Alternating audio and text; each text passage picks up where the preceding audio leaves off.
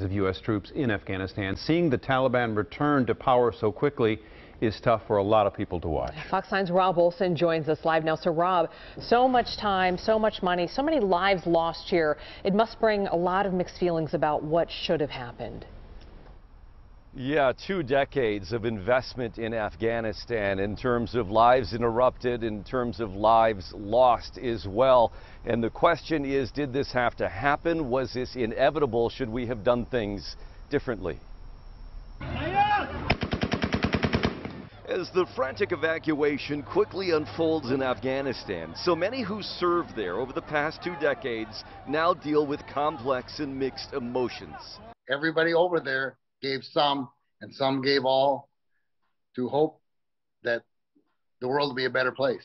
Dan Meyer deployed in '04 with the 367th Combat Engineer Battalion out of St. Cloud and figured even then the U.S. would have to stay indefinitely or the country would return to civil war.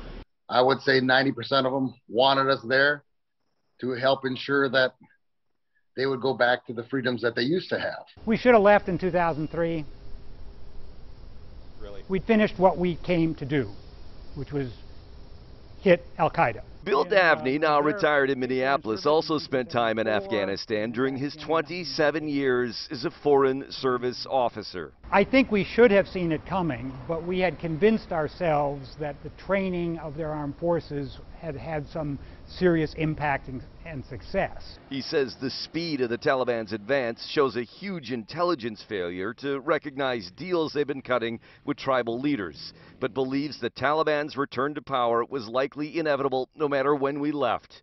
Argues it might have just been wiser to do so 18 years ago. It's hard to see that there's a fundamental difference given that we were intervening in a civil war, and outside intervention in civil wars are rarely successful. What he views now is a concern, obviously, is, U.S. and other forces went into Afghanistan to hit at Al-Qaeda. The concern now is there a national security threat going forward? Does it become another training ground or haven for terrorists? And only time will tell there, but certainly a lot of eyes will be watching to make sure 20 years didn't completely go to waste. Back to you. All right, Rob.